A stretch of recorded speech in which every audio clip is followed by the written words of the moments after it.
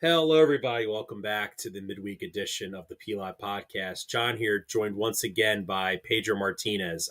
Michael Angelillo. Michael, how we doing, man? You don't have to answer that. That's a rhetorical question. You don't have to tell me how it is. Just keep going with the intro, man. How are we doing? How are we doing? Well, all right, Uh, man. So, listen, Eagles lost Monday. Worst thing maybe ever. Nah, I've One of the worst that's things not even that's in ever my happened. top 10 Eagle losses that I've seen. What about regular season losses? It's Um, got to be up there. I'll put to you this way. I saw them lose to the Jamarcus Russell led Raiders. That's definitely in the top 10 because But he's like, how? considered to be What like the year was worst that? quarterback ever to be drafted in the What first year round, was that though? like 2008. Like a good year? Like that was like we're like, and then they got smoked by the Ravens and they benched McNabb in that game. Like losing to the Jamarcus Russell led Raiders is like you think 9 is bad. Like you think 9 sucks, right? JJ McCarthy is like Tom Brady compared to like Jamarcus Russell. I'm seeing it was 2009. They lost 13-9. God. Zach Miller caught an 86-yard touchdown. That's the only touchdown in the game. Donovan was 22 of 46 for 269 yards, no touchdowns, no picks, took 6 sacks. Um, Westbrook had 6 carries for 50 yards. Shady had 5 carries for 13 yards. Michael Vick had 1 rush for -4 yards. Seems like one of those games that makes vindicates the Andy Reid deniers.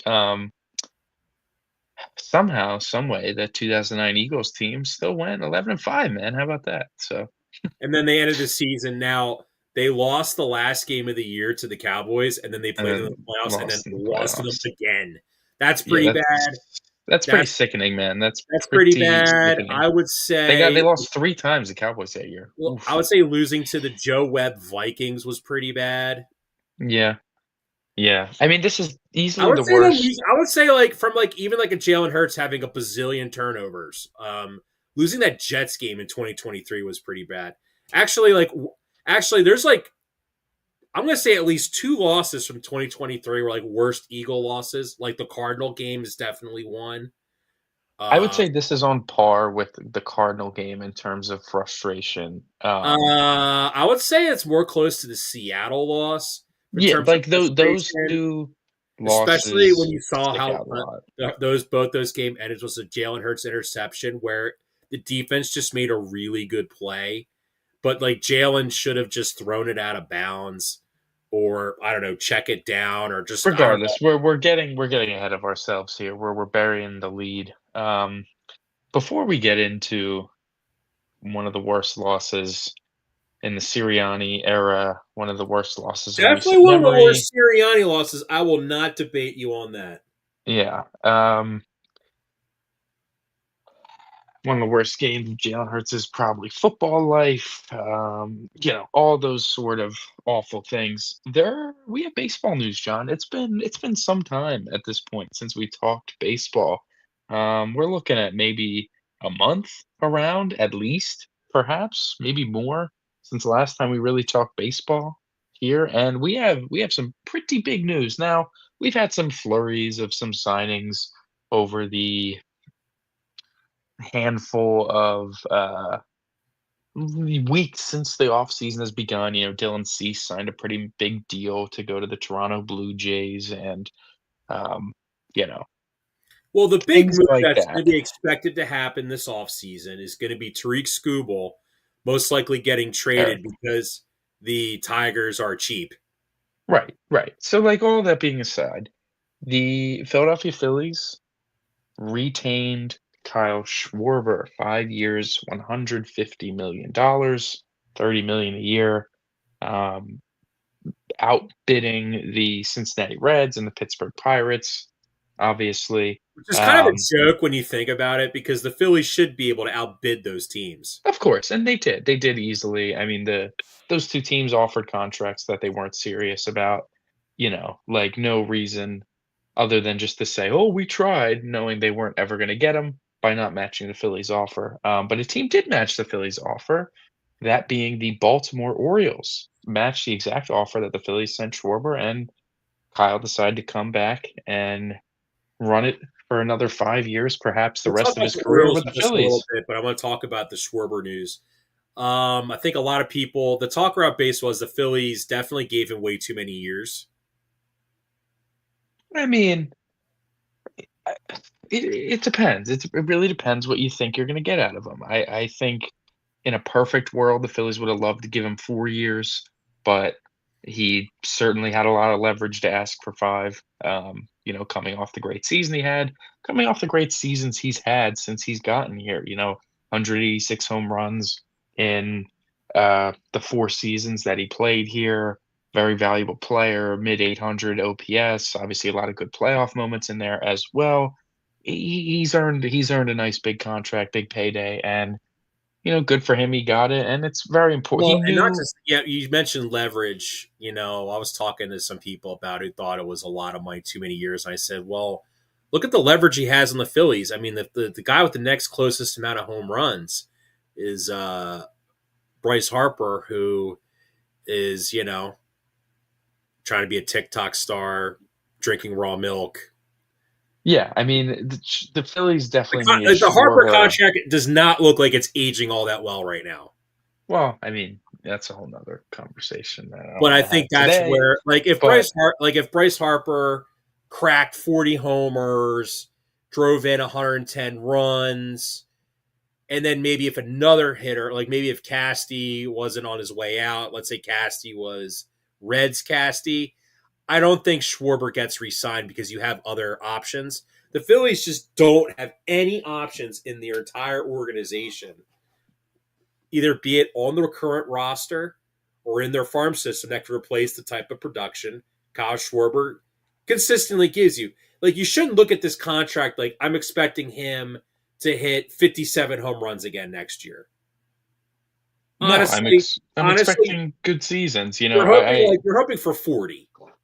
sure, and, like, you look at obviously, you said it, the Phillies needed Schwarber more than Schwarber needed us, and, you pay the price with that extra year, and he's a guy that you trust is going to age well because of his great plate discipline and because of his sheer power ability that Well, you think he's going to age well because he's been a DH mostly since he's been here.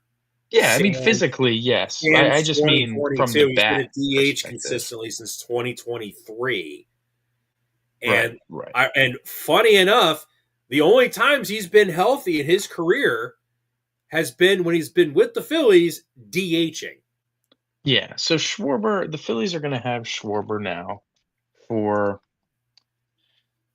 the next 5 years being his age, 30 his age 33, 34, 35, 36, 37 seasons roughly, right? And people may be scared of that. I think a good person to kind of look towards of something similar, not exactly the same. And I know this will be like, oh, but it's David Ortiz. David Ortiz played very well into his mid 30s, I'll say, and even his late 30s a little bit. And I think that Schwarber, I've made the Ortiz comp as well. I like yeah, that comp. I think Schwarber can give you similar production. Now, Ortiz always had a higher batting average than Schwarber, especially later in his career, but the power numbers really took a dip besides the last Well, no, the 2 thing is with years. Ortiz was that great He never clubhouse struck guy, out a ton, like Ortiz great too. clubhouse guy, gives you power. He's someone that's considered to be very important to the team now. And I think, and honestly, the Phillies are lucky that the Dodgers can't have a DH on their team because of Otani. Like, they're kind of locked into that, and the Yankees can't sign a DH because they're stuck with Giancarlo Stanton. And then we know the Boston Red Sox. I mean, the Boston Red Sox, Michael, are just cheapskates. Yeah, I mean, those teams really probably kicked the tires, but didn't really give an effort. So you look at, you know, what Ortiz gave the Red Sox from ages 33 on. He had a very down age 33 season, like worst of his career, looking at it OPS wise and among other things. Age 34, 899 OPS, hit 32 home runs. Age 35, had a 953 OPS, 29 home runs. Age 36, he only played 90 games, but had an OPS over 1,000 for 23 home runs. Age 37, 959 OPS, 30 home runs. Age 38, 35 home runs, 873 OPS. Point being, he slugged until he decided to retire. And I think Schwarber can be a very similar style of hitter. The batting average won't be as high, but I do think that he can hit you in 40 home runs the next couple years, and maybe towards the end, still that mid to upper I mean, 30s, but Michael, there's a walking a lot, possibility. getting I on know, base. like I know you're not like a huge counting stats guy, Sure. but like he could hit 500 home runs. Absolutely. No, no, no. I'll give counting stats, home runs, some grace. That's something that I'll give some weight to more so than probably anything else, hitting wise. That is, and 500 home runs is an exclusive club I for I, sure. I said to my buddy CJ, I said, "Oh my God, he could be like the worst ever 500 home Hmm. run hitter." I will give him the. Didn't Dave Kingman hit 500 home runs? No, he wasn't good enough to hit. No, he sucked, bro. My dad. Kingman. He had 442. It wasn't that far off. How many does Adam Dunn have? I think he has the like most with the lowest, whatever. Adam Dunn is 462. 462. I mean, So, I mean Schwarber's better than Adam Dunn, man. I'm sorry, he yes, is. absolutely. And Schwarber's got 340. I mean, not saying he's going to hit 60 home runs next year, but we're looking at very early on. I mean, obviously there's a strike, I whatever, mean, but great postseason stats too. he's building himself a case. He's building himself a I mean, case to be look, enshrined. we don't have to listen to like, oh my god, dude, can you imagine in the summer like the Eagles just have an awful off season and like the Flyers like choke and don't make the playoffs and the whole season was a waste. The Sixers, whatever, and then like you had to listen in like July, you know, please welcome back to Philadelphia outfielder Kyle Schwarber, and Yeah. he's wearing a freaking Reds jersey, like a Reds Orioles uniform. Right, jersey. right, right, right. It would have been pretty miserable. So they did the right thing. They did what they had to do. Obviously, there's a lot more things to be done. Um, we'll see how those roll Well, in over the next few weeks. there's But another Phillies move that what they did today, which was highly intriguing. oh, okay, we could talk about that too. So they Rule 5 draft was today, and they actually lost. We'll start with this. They lost Griff McGarry in the Rule 5 draft to the Nationals, but they did acquire another pitcher who kind of profiles very similarly to McGarry, so it's really not the end of the world. However, they did make a trade, a guy that was put on waivers by the Tampa Bay Rays. They sent over a low-level prospect and got got a guy. The Phillies acquired. Let me pull up stuff here. Yoniel Correct, I will say for now until we actually hear it. Right-handed pitching prospect. Um, intriguing player, 23 years old, was supposed to be like,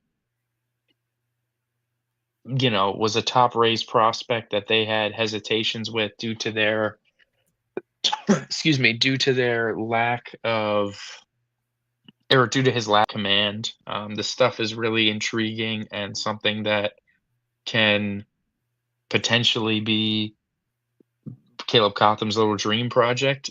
He slots in as the 24th highest rated prospect in the Phillies system. So obviously nothing too spectacular, but he has stuff that, we've seen Cotham turn worse into more effective pitchers. I'll say that. And it feels like That could be something that works out. It could end up just being Junior Marte again, but it could also turn out to be like your new Jose Alvarado project or something similar to that. Your new Jeff Hoffman project maybe is a little more of a comparable or accurate comparison. But it's an intriguing thing. They profile him to go to the bullpen, and we know that this team could use just kinda any other bullpen depth. You have Duran, and, it seems like they're gonna still have at least Kerkering, but there's some other guys that are floating around in trade conversation, so this could be a nice little low risk, high reward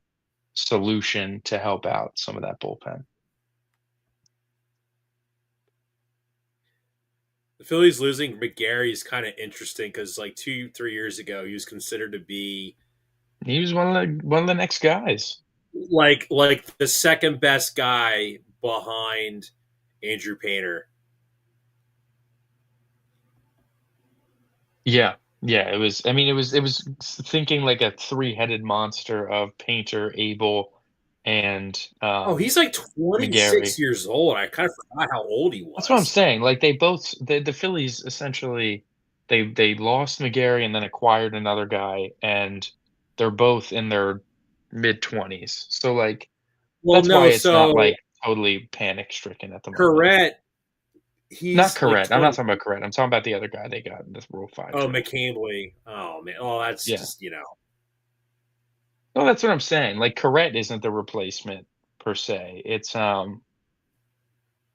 the replacement is more in the Rule 5 draft, but, yeah, I mean it was an eventful day for the Phillies, that's for sure, the last couple. There were other baseball moves, though, that occurred, and very soon after Kyle Schwarber signed yesterday, the Los Angeles Dodgers announced the signing, 3 years, $69 million to now former Mets closer Edwin Diaz. yeah. Uncle Pretty Stevie's substantial. is doesn't feel like spending money. I guess. Rumors are that the Mets offered the same amount to him, but he wanted to leave the Mets. Story about how Wow. Adam Ottavino had issues with how Carlos Mendoza managed the bullpen and utilized the guys or maybe overused, whatever, and had a pretty like serious heart to heart with essentially the entire Mets pitching staff or anybody he could get his hands on, and really urged them to do what they view as best for their career.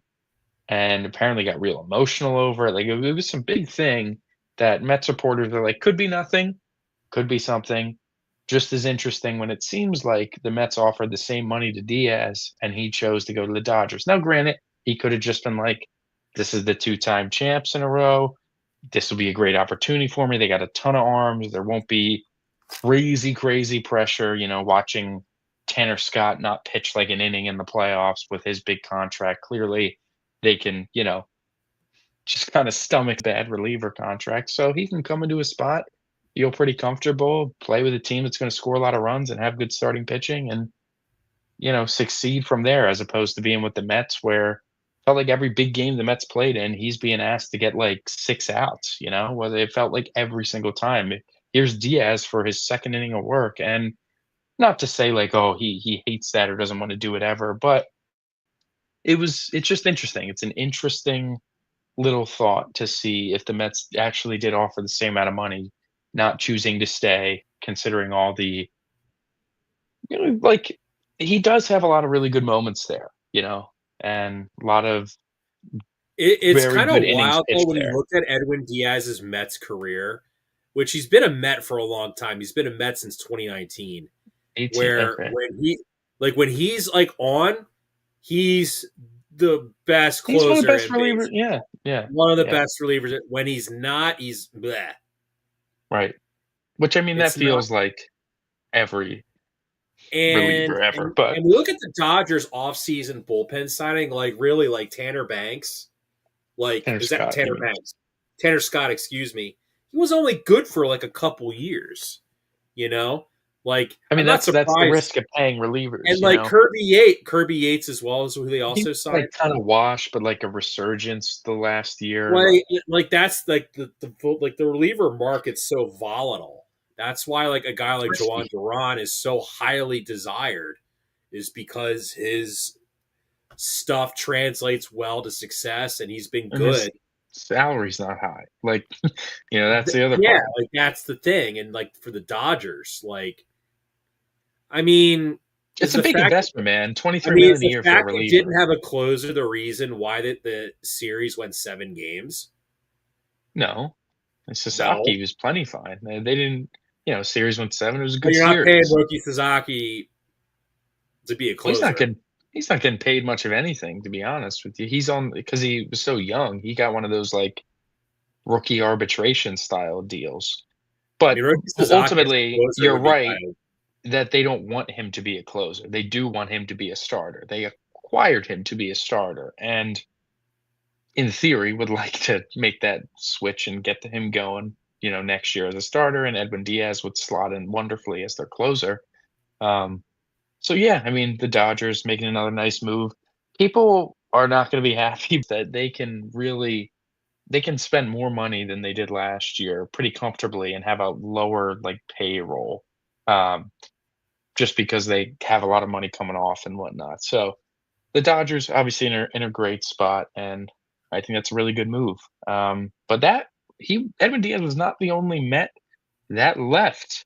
The Mr. Met himself, Pete Alonso, heads out to Baltimore. The Orioles pivot off of Kyle Schwarber, and they land Pete Alonso at what was it, 5 years, $155 million. So They $5 basically million dollars. the Orioles just said, okay, we They can't upped the get Kyle Schwarber contract Schwarber. a little bit. Yeah, They're like, hey, Pete, you want Schwarber's contract? Okay. yeah, gave him a little extra, and good for Pete Alonso. He turned down 7 years at 80 million from the Mets, and between what he signed uh, previous and now this contract, that'll total to 7 years at like 215 million or whatever. So he made out with some extra money, and he's going to really help out that Orioles lineup. I mean, we talk about a lot how they're like fake good. They had that really good season, but none of their prospects are fully panning out as soon as maybe we thought they all would. Adley seems to kind of be lost, and Gunnar Adley's Henderson was probably getting very traded. right. Gunnar Henderson was very inconsistent. Jackson Holiday, still figuring things out. And then you got your like Colton Cowsers of the world and whatnot. And now this is like a steady, what you're getting, very good right-handed power bat that will just slot in pretty much perfectly wherever they decide to place him in that lineup. I mean, Alonso's the kind of bat that would play well in pretty much any lineup in baseball, and the Orioles definitely got some much needed power that is going to be it's going to be pretty helpful for them. You know, the Mets did not even offer him a contract once. Like that's it. Story full stop. They didn't offer him a contract.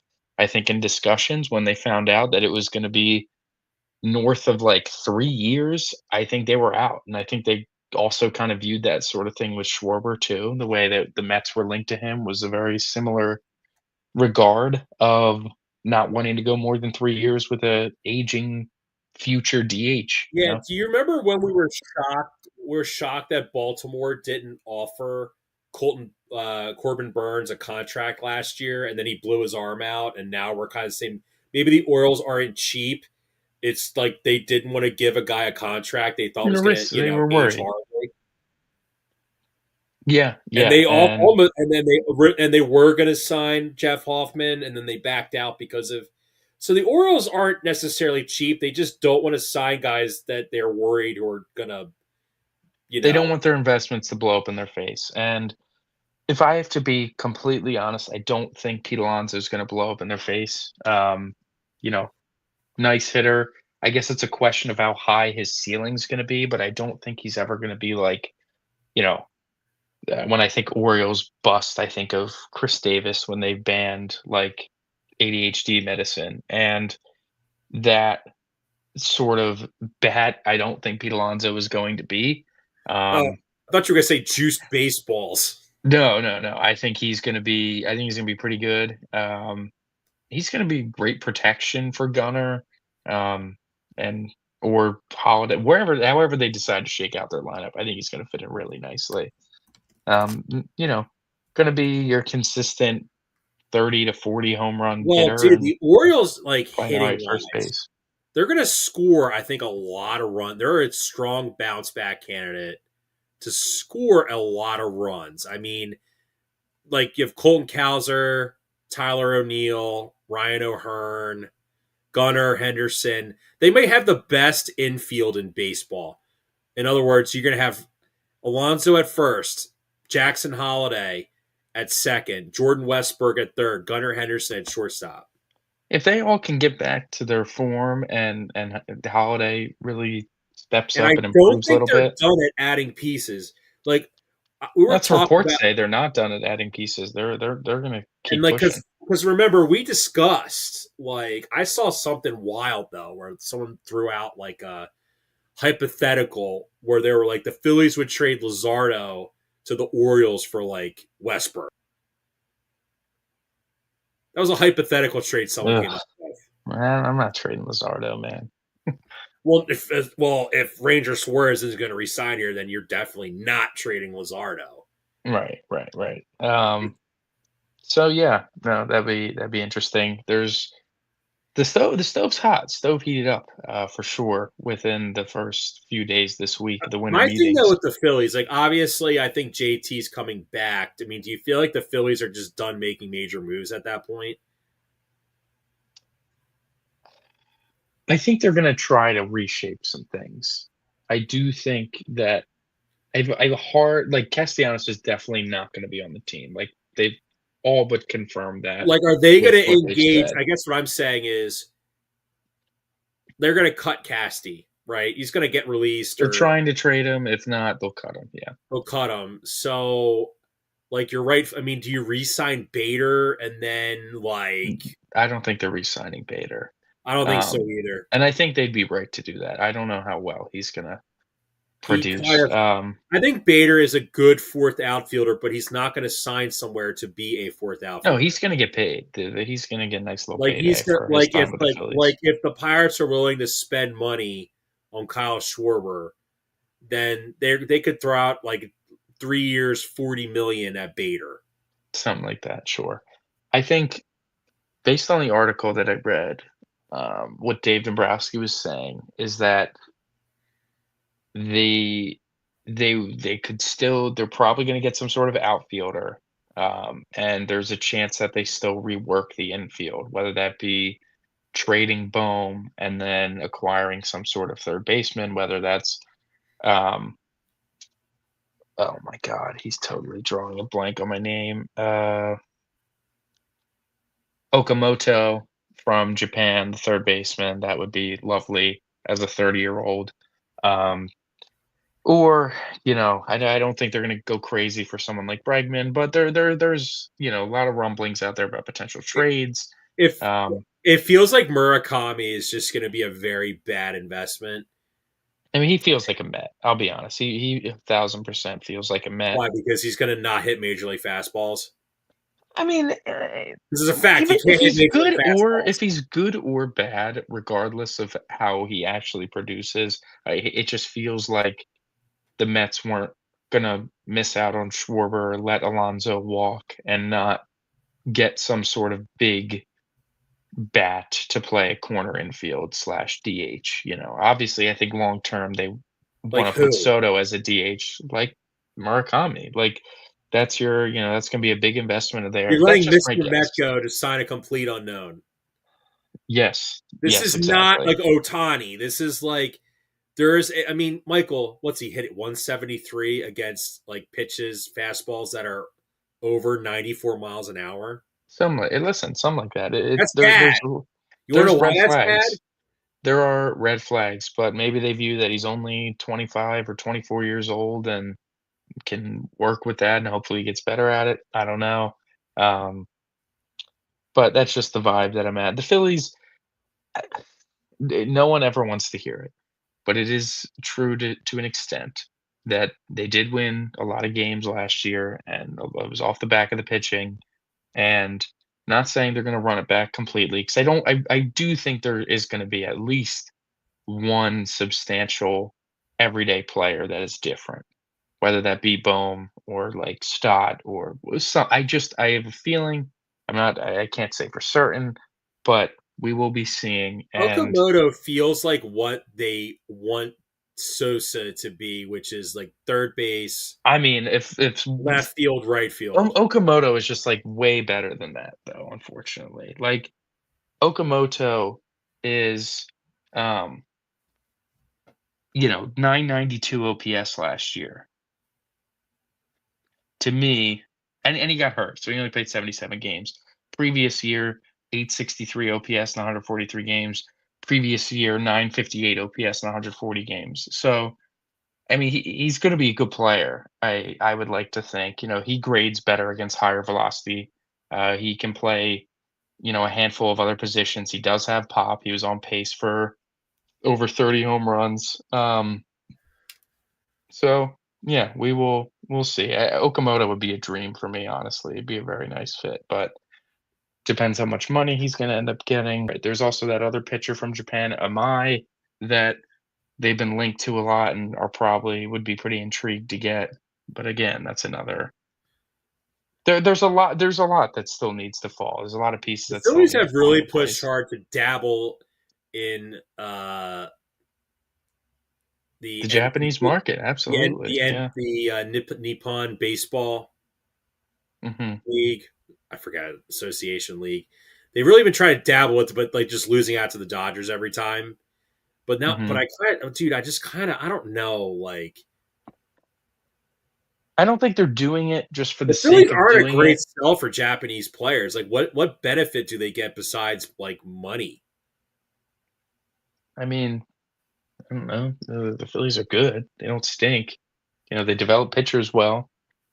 They offered Yamamoto more than the Dodgers. The pitcher Amai said he doesn't want to go somewhere where there's Japanese players because he wants like the challenge or whatever. That guy feels like a nut job.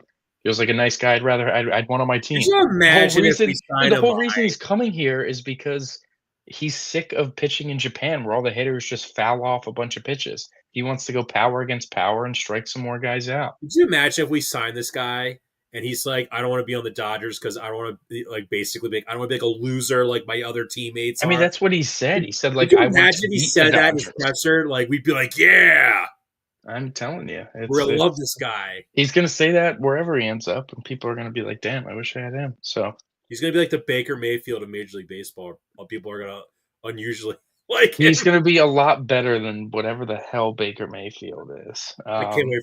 I can't wait to talk about that later. I'm so So excited. let's get into football. We brought it up a We little bit know. earlier. We'll make this quick. Eagles lose to the Chargers, and one of the most frustrating losses, I think. Because while the scheme and the play calling and play design was still had its issues, it is you can't say you without lying, like, that there wasn't actual strides being made in it as well. They It did a lot definitely of took things it. that were So encouraging. it definitely took a step in the right direction. Do you mind if I just give you my take and then you want to work off Please, that? please. It definitely took a step in the right direction, but at the same time, when you wait until December to enact these changes versus September, and then you slowly add these changes throughout the year, like Kellen Moore did. Kellen Moore kept Not just December, John. December in like a panic button way as well. where it's like, okay, I'm gonna add in these different wrinkles, kind of like what Vic did last year when he took over as the D coordinator. It's what a lot of D coordinators do It these really, days. it really is a symptom of having an offensive coordinator who is just totally over his head. And I would dare to say, unlike Brian Johnson, I think because the Eagles won the Super Bowl last year, I think he just assumed his contributions were in his mind. I'm talking about Kevin Patullo, were way more than what actually transpired, to the point where players dislike him. Players don't want to take any accountability. They would take. Oh, sorry, let me rephrase that.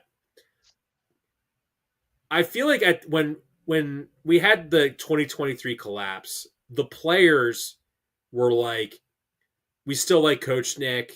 It was just, Brian was probably just not up to the challenge. It was too much for him to do.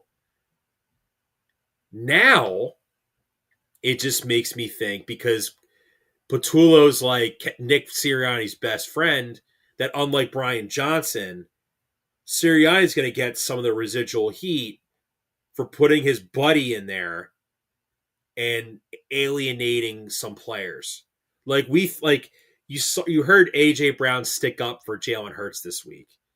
Like we all, like, a lot of people just thought that the relationship there was broken. They don't get along. Now it's, to me, it's like you've upset your star wide receiver.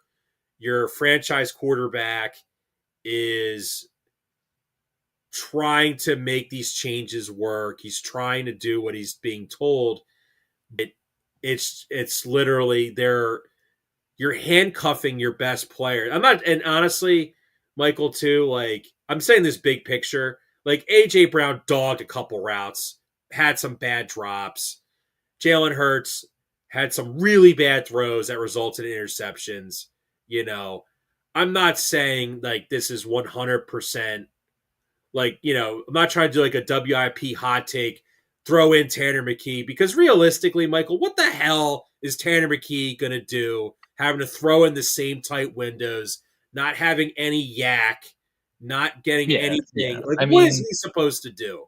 right, right. You know, like, Jalen Hurts is near the top of the league of throwing in tight windows, because that's what the schemes are being called, because they don't know how to beat zone defense. And they're last in the NFL in yak. Yeah, I mean, there's a lot of issues still. There was a huge play disparity in terms of success rate from under center versus shotgun on Monday. They were significantly better, both running and passing the ball out of under center, um, versus out of shotgun, and they just kind of, didn't run things under center towards the end of the game there when they really could have.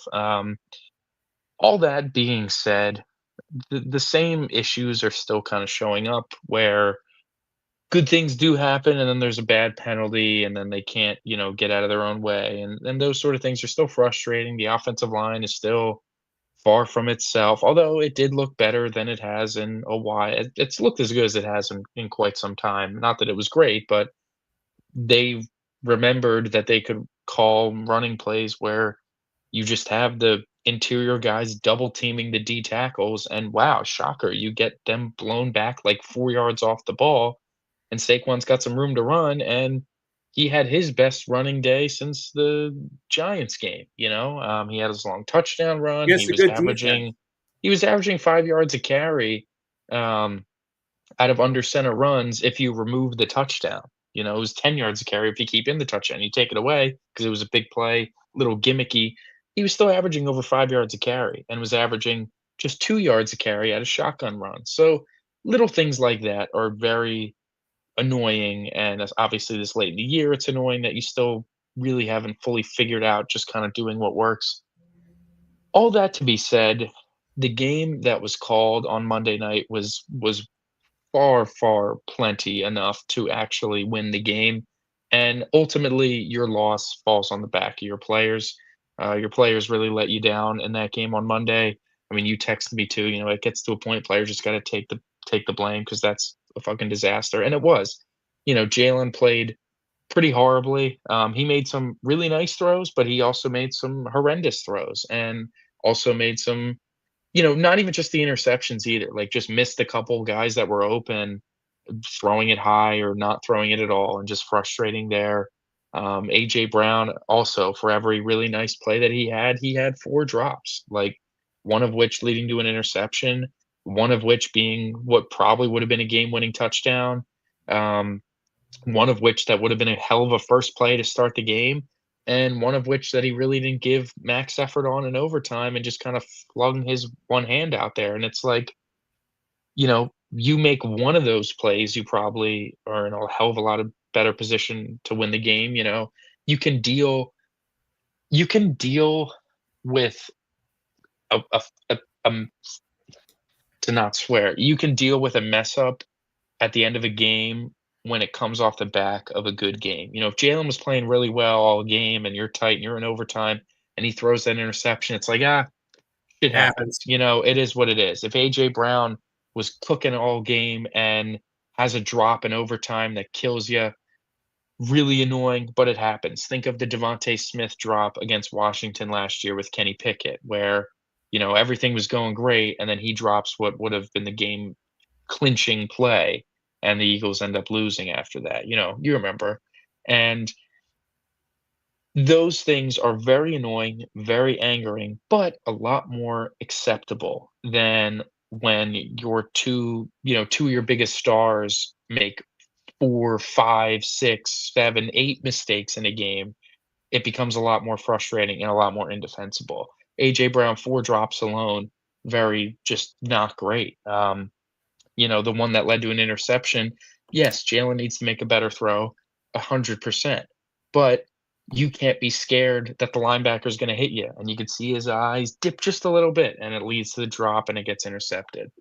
Devontae Smith is not exempt either. The one interception that was targeted to him, he didn't really run that good of a route, and he Yeah, fell down. looked like he fell And he, down. like, slipped. You can't you just he didn't sell a deep ball when he was running the curl, the corner was sitting all over it, and he slipped and fell. If he doesn't slip and fall, it's probably incomplete, sure, but it's definitely not intercepted.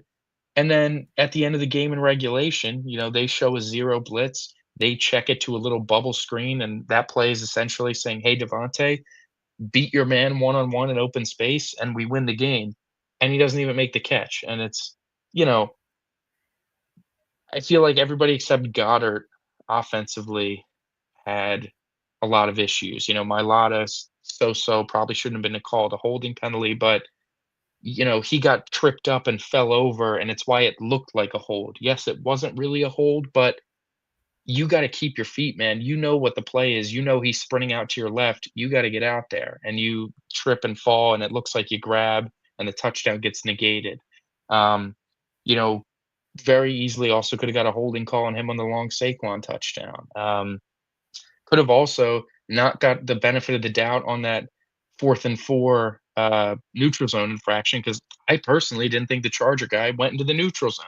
But regardless, the players let the players came up small on offense. The play calling still wasn't perfect, but there were a lot of positive signs that, to me, if they hadn't if they hadn't screwed up so much, we would have came out of that game really, really encouraged. We would have been like, "Wow, they threw over the middle a good amount. They ran a lot of under center play action that led to some open throws. They actually had some And it wasn't like concepts that looked Jalen like was they making made like sense." to me it was like if Jalen this was freaking out the entire game, and if that's what I don't like to I see. When I you I can think see it in his eyes, he was it freaking out. it felt like he was so out of his comfort zone because Yes. they didn't run any of this all summer, and you wait until December to do it. Yeah, I mean, you don't And run it in a game to this volume. I mean, they haven't ran that sort of I passing I attack mean, at this volume since unequivocally, 2023. Michael, if this team coughs up the division to Dallas, then Kevin Patullo would be the fastest fired offensive coordinator in the history of the I mean, NFL. I'll be honest, if they blow the division, the coach is getting fired. You think I I Sirianni's re going I to really I really think I he don't gets think canned so. if they choke the division after being 8-2. I mean, and you didn't finish, because fire him. if I they mean, choke the division, because it's gonna you look like didn't finishing fire him in 10-7. 2023 and he won the Super Bowl the following year. I mean, this is my The thing though. players stuck their neck out after 2023. I don't think the players are sticking their neck out this time around. I mean, you start the year 8-2 and you finish the way they lose the division is they finish the year 2-2 and the Cowboys win out. Not impossible, by the way. And if that happens, you start the year 8-2, you finish the year 10-7. That's pitiful. And the Cowboys, who Well, started the year I like well, three, you five know, and one or here's whatever, the crazy stat that every time the Eagles have been in the Super Bowl, they have been dog water the it's a following year. collapse. It's a collapse the following year every time. You Even know, in 2018, like realistically, if Nick this Foles goes didn't, back to 81, you know. if Nick Foles, yeah, it's if Nick Foles never came in 2018 in relief of Carson and gave him that like spark, I mean, they were what, 5-7 and won 4 games in a yeah, row to finish the year? You can ve and in 1981, I heard they lost, what, 4 or 5 entering the playoffs and lost in the first round. Obviously, 2005 was a disaster with the T.O. fiasco, not paying them. 2023, we all know too well, and we're doing it again here, I so feel like I don't know, man. So like my thing though is Sirianni's not going to get fired. Knowing Howie, that knowing we've known Howie for a long time, Michael. Knowing him, he will not let it get out that they're going to can him. They're going to say they're going to call other teams and be like, "Hey, Nick Sierra and I, we can't agree on a contract. What would you give us if we traded his rights to you?" Because there's teams going would to be offer nothing. the Titans. The I Titans think are. you're overselling. I know, I get it, but He's I a don't know. Super I think Bowl the winning cat's coach. out of the bag here, man. I think How many maybe, and I Super Bowl winning coaches are out there right now? Doug, the other one that was here. And what? John Gruden. Oh, John Gruden's suing the NFL, so he can't. I mean, He's the other one that disqualified. was here, that couldn't last 2 years in his new job. Yeah, but at least Sirianni's been to two Super Bowls in the 3 years I he's been. guess, man. I mean, I mean, it's all him. dude. I'm just Like, saying. You're looking at it like a Negadelphian, not from like outside the bubble. Take your view outside of the bubble because these NFL teams don't think like Theo Ash. I mean, Like we like see it like though, and I NFL think it's executives when like NFL like if you're an NFL executive and like your son shows you a Theo Ash video, they're gonna look at Theo with all of his pimples and they're gonna laugh at him, whether yeah. he's I right mean, or wrong. Like that, they don't think like yeah, but I think they do to an extent. Like, I think people know. Like, it's too much of a national talking point, even on TV at this point, that the argument you to don't think he there's gonna be struggles is one that he just NFL wins. executive that thinks so low of Jalen Hurts. They're gonna think the opposite and think, oh well, Jalen Hurts with blah blah. I don't like Jalen Hurts at I mean, look at all. the coaches that get traded. Sean Payton gets traded. Do we think Sirianni is in the same class of head coach as Sean Payton? And I They hate got the Sean same. Payton. They got the same amount of Super Bowls. Sure they do. And look what he's doing with Bo Nix. Would see what the hell would the Broncos look like under Bo Nix? Where with Nick Sirianni, excuse me. I don't think the offense would look all that good, man.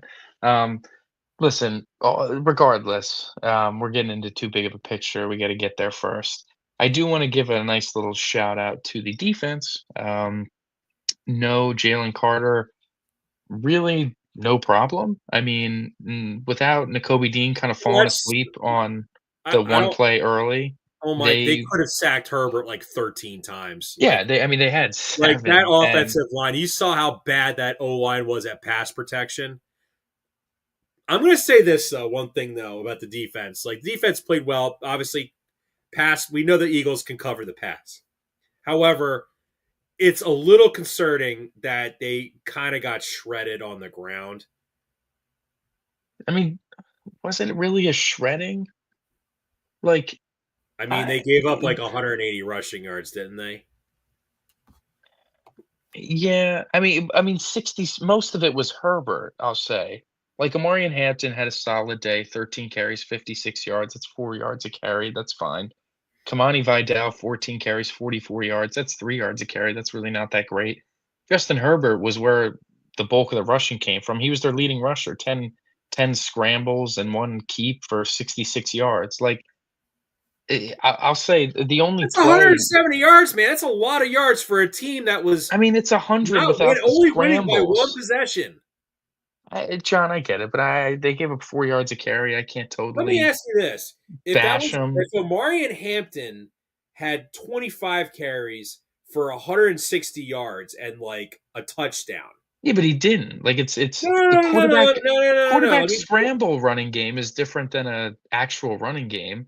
That's something this defense always that's a Fangio staple of where he struggles, is containing a quarterback that's running, that scrambles. That's just an issue that I he mean, has. I'll say this, is it if sad that Nakobe this is Dean. Justin? Is it sad that Justin Herbert's signature career win is beating like a mid collapse Eagle team at I mean, home? if people are calling this his career win where he just didn't throw the ball well, then they have issues, but this like, the defense was Nakobe Dean kind of falling asleep at the wheel on a Kamani Vidal check down away from pitching a shutout, essentially. Like, you look at the receiving totals from the Chargers. Kamani Vidal, 1 catch for 60 yards.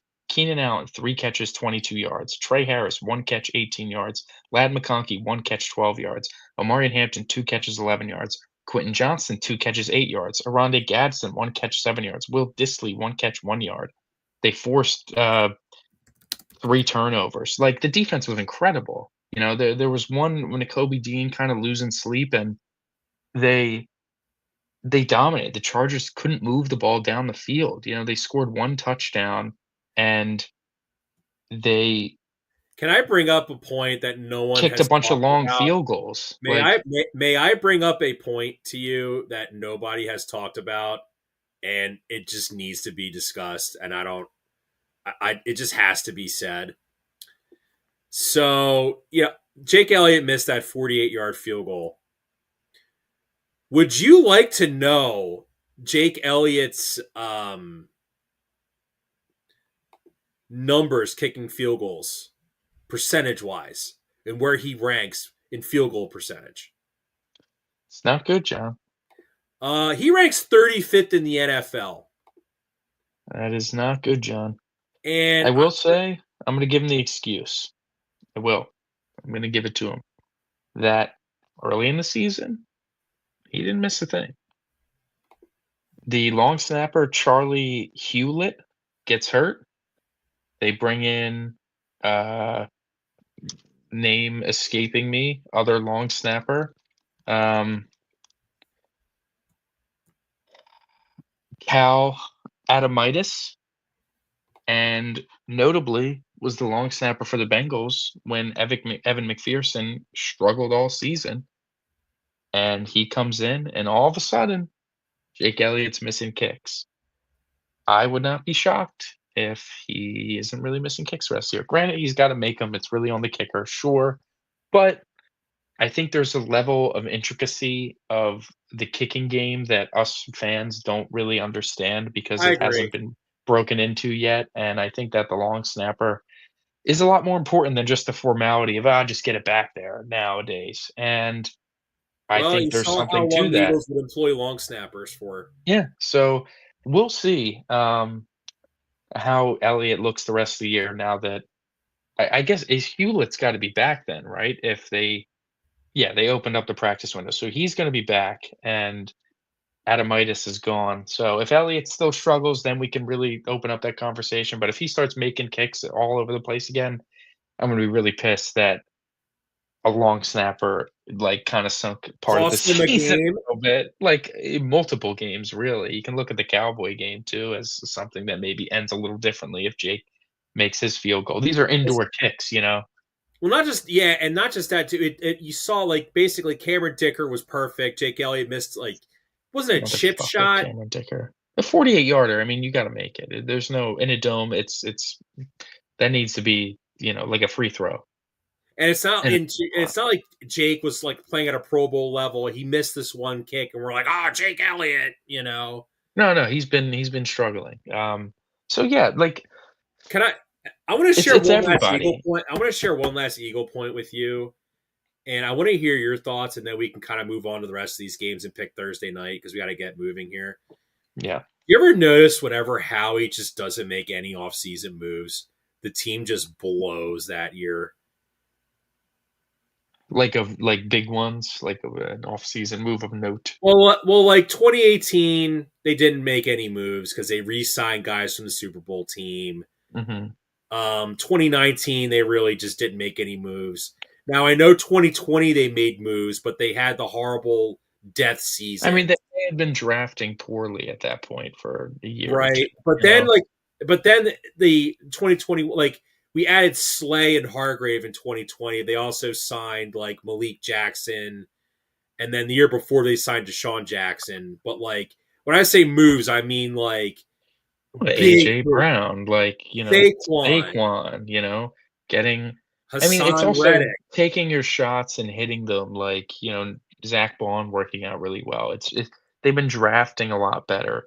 Like, that's the big thing too. Jahad Campbell came in, was having a really nice season, um, and just kinda lost the spot to Nakobe Dean, not really at the fault of his own, and, like, Andrew Makuba was having, like, an up and down season, very similar to what you got out of CJ GJ, It's and then not he good gets that hurt. Marcus Epps just looks like Brian Dawkins compared to Sidney Marcus Brown. Epps is so much better than Sidney Brown. But, John, you're right. Like, last year, their big move obviously was Saquon, but then they got, like, 2 all-pro caliber players from the draft with Quinyon Mitchell and Cooper DeJean. And this year, Jalen Phillips has been great as a trade deadline acquisition, but, like, entering the season, your biggest 2 different players were, like, 3, I guess you can chalk it to, of Steen playing, every day or every week, whatever, um, Jahad Campbell and Andrew Makuba. And, Makuba and Campbell just aren't playing anymore for different reasons. Campbell not as bad as Makuba being hurt, but you're right. It is very, very similar of a team. And it's not to say that's like direct correlation, but it does feel like there's some sort of meddling that goes there when they get super content with the roster is when things maybe go awry. So, we're probably gonna get some sort of shakeup next year. I hope Like it's I think, not like too drastic, honestly, but and I think we are going to get a shakeup, and because I think Howie, I think the offensive line is gonna get shaken up a little bit. I agree. I think I would. It's tough Yeah, because they have a lot of locked up guys. You really can't it's really the only guy you can easily change out is like Steen or Lane Johnson barring retirement. Like You're Jurgens is locked up, Dickerson's locked up. You're not moving any of those guys or anything unless they trade like Cam Jurgens for as an example. But yeah, so the Eagles lost a brutal one. Um, On to the Raiders. Hopefully they don't disappoint. But we do have some other games to talk about. Not going to talk about all of them because that would take too long and some of them sucked. But there were some pretty notable ones. The first one that was notable, Colts Jags. Now we've talked about how the Colts they were staring down the barrel of a real tough end of season schedule, and they had already lost a couple big games prior to the Texans and to the Chiefs, and it felt like things were slipping away. But, a big win against the Jags could really turn things around. And not only were they kind of getting dominated anyways, and Daniel Jones was struggling and he had his fracture in his leg, but then Daniel Jones goes and pops his Achilles. He tears his Achilles and is well, out for the he's playing with a season. broken left leg, and to overcompensate, he blows Yeah, his Achilles. on his right leg. Yeah. Yeah, pretty bizarre stuff. And I guess quickly we'll shout out the Jags that they're playing much better football. Got to give Liam Cohen a lot of credit. They came off that huge choke job loss to the Texans, and it felt like okay, Jags are cooked, and they've won four in a Yeah, remember row, and when I they've won four literally good wins in outlined a like row. every reason why the Jags should win, and like a dummy, I still picked the Colts. Yeah, but so the Colts pivoted to Riley Leonard for the rest of that game, and he looked all right. Nothing I too thought I bad, had nothing this, too so, great. dude. I had this feeling he was gonna be like Rat Boy Purdy, like he's gonna come in and basically be like Purdy. Brock had more juice, I think. I agree, and now And then they're he gets hurt. So now, with Daniel Jones out for the season, with Anthony Richardson on IR, with Riley Leonard now getting hurt, they made the call of all calls, and brought in grandpa 44-year-old Philip He is a Rivers. grandpa. That's not even a He is a diss. grandfather. I know I was being truthful. Actually a grandfather, 44 years of age, and is likely gonna be the starting quarterback this week for the Indianapolis Colts. How about that? That is absolutely insane. Philip Rivers retired, what, 3 years ago now? 2 years ago now? And no, I think 3. And he's gonna be their guy. He is their Do you starter. think the Bengals? Do you think the Bengals wish the trade deadline was still available because they probably could get a draft pick for Joe Flacco right now? I mean, yeah, they're taking a page right out of the Browns of 2023's playbook of, you know what? Let's call this geezer off the couch and see what he's got. Maybe he's got some juice. 4 games and making the playoffs, and Philip Rivers, you're getting the comeback player of the year award, buddy. So this could be something crazy. This could be just disappointing, which we all think it probably will be. Um, they play the Seahawks this week, which doesn't feel like a great matchup for a 44-year-old I'm man. reading about Richardson's injury, and Mhm. Steichen kind of makes it sound like he would rather play 44-year-old Rivers and Riley Leonard than bring rush back Anthony Richardson. Like Anthony Richardson is like working out in the weight room. Right. Yeah, I mean, he does have the orbital issue. I don't know. I don't think they think super highly of And Richardson their fans want to either. fire Steichen. That's the hilarious part. Yeah, which, like, I can't really see. I'll be honest, I haven't seen that from actual Colts fans. I can't fathom them actually.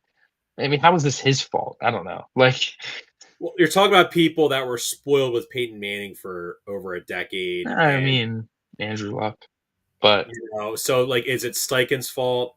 I think their complaints are, oh well, if we would have just ran Jonathan Taylor more, like, bro, you're down 3 possessions. your quarterback was playing with a broken leg. Like, you can only do so much with Daniel Jones, and he did a hell of a lot with him. But Yeah, yeah, so Colts seem like they're truthfully, cooked. if Steichen gets fired, like if you're Howie, do you just like we're gonna make you the highest paid offensive coordinator of football? Mhm, Fix this mess. yeah, or head coach. But Uh, I'm noticing. So let's talk about Saints Bucks. I'm going to bring in. I'm going to make a salient point. Well, no, that's okay, not it. No, no, no. We'll do about the. Well, I have a point about retread coaches. We'll talk about that point on the Thursday night game. But let's just go. Sorry, I apologize. Let's do that's Bears all right. Packers. That's all right. Bears Packers. This was a big one. This was a really good game. The Green Bay Packers defeated the Chicago Bears 28-21. The Bears went back to the same play that was the dagger touchdown against the Eagles, and Packers were ready for it. Great play by I don't think it was McKinney. I can't remember who made the actual interception, but really nice play there. Caleb probably threw it just a hair too late, and they intercepted him and ended the game.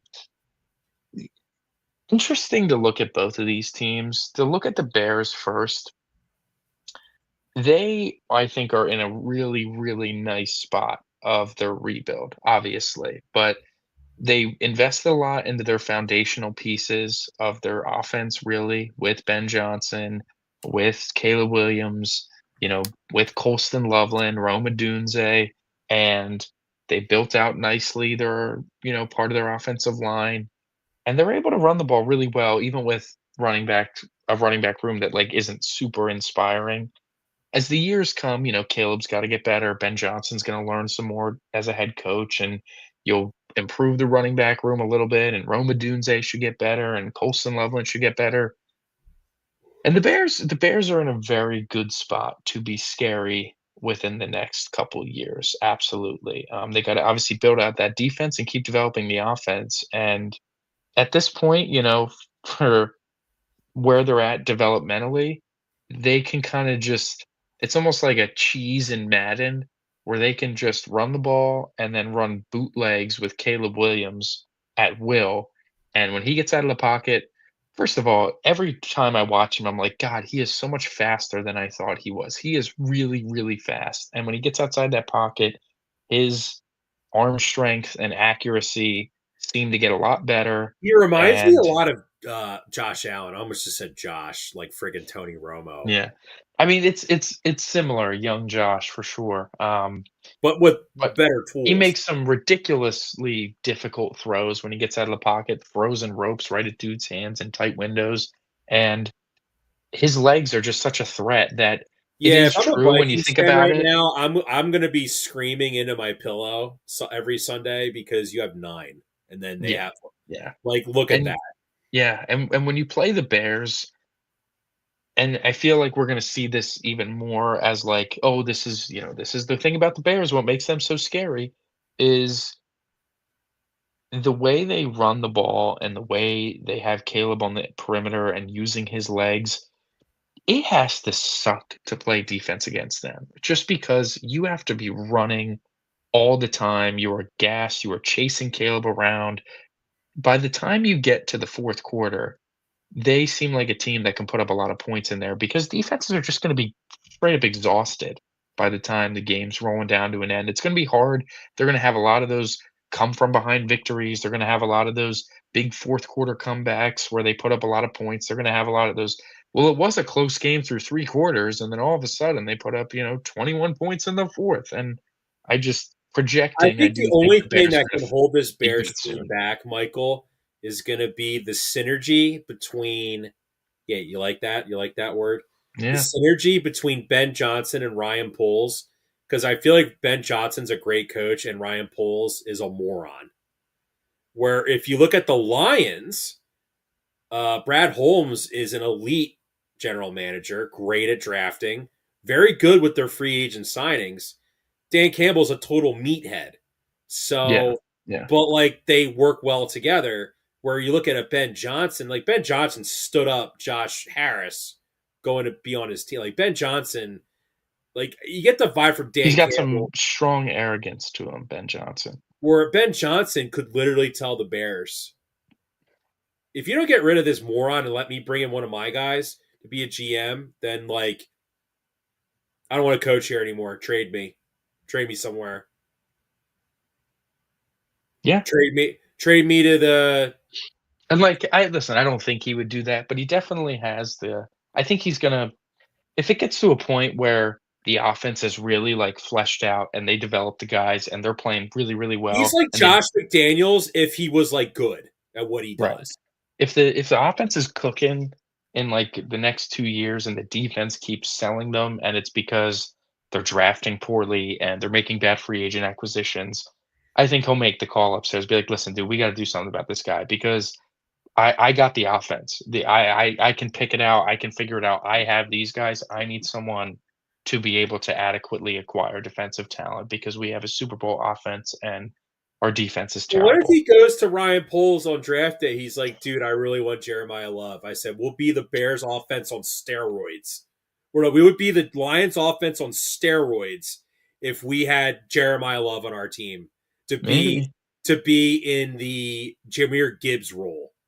Like, yeah, there's absolutely a FYI, possibility. Jeremiah Love on like CBS's Sports or I forget which site right now, like the way too early draft rankings. He is the number one prospect, and he will not go number one overall. I will No, he's a running back, guarantee and you that.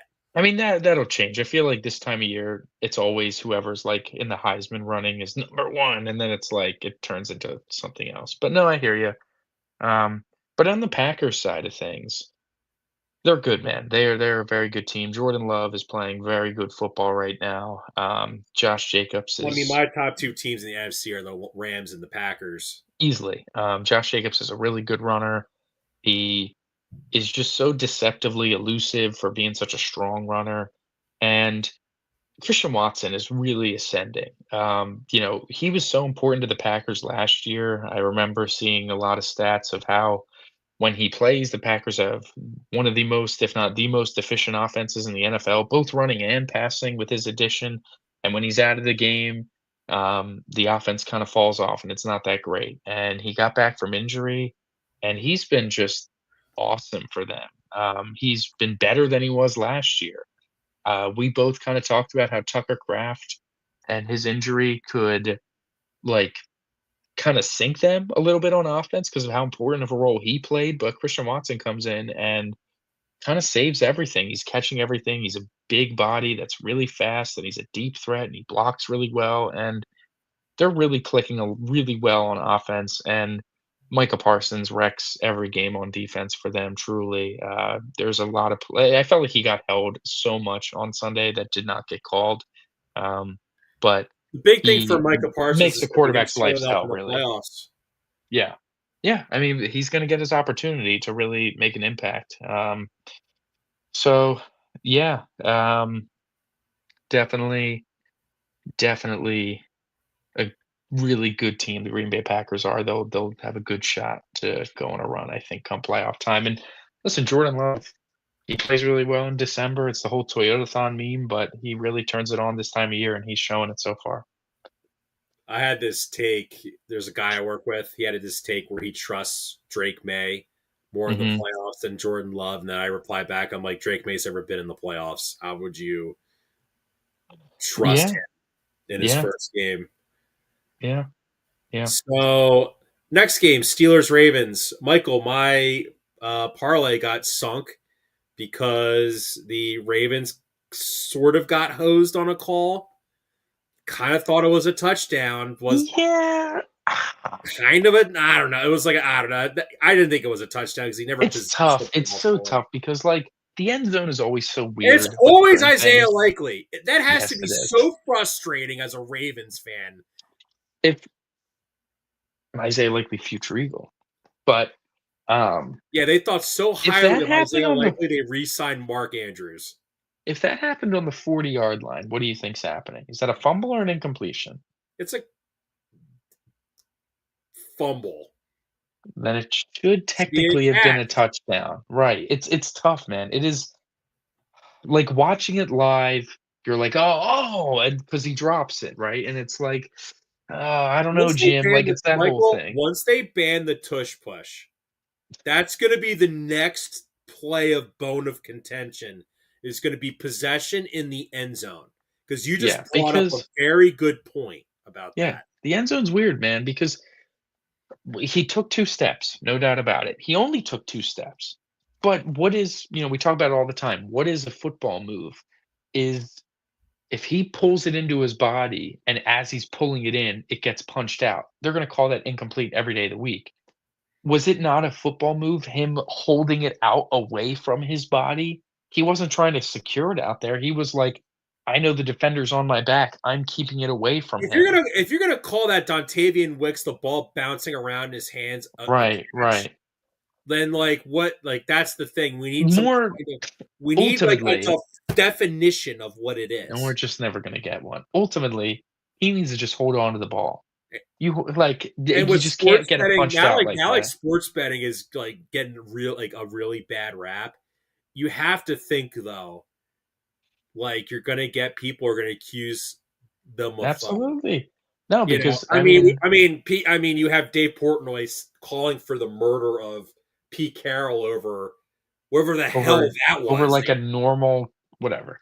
But yeah, that was a really tough one for Baltimore because it just Lamar just goes through Don't you these just kind phases, of man. feel like to a certain point, like why can't Lamar figure this defense out? It's sort of like with Peyton Manning and Bill Belichick, where with like Peyton Manning, it's like, dude, why can't you figure this out by I now? think what's different this time around than previous years is that I mean, Lamar's just not been playing well for a while now. He's hurt. He's hurt, right? And Can I it's mention it's it's the something else ghost too thing. Yeah, go with ahead. Lamar? Lamar feels like the modern day Donovan McNabb. He's like never had a real like number one receiver until like Donovan had T.O. for a year and a half. Right, right. Like, is Zay Flowers a number one receiver? Like, Mhm. no. Yeah. Oh, interesting little nugget here.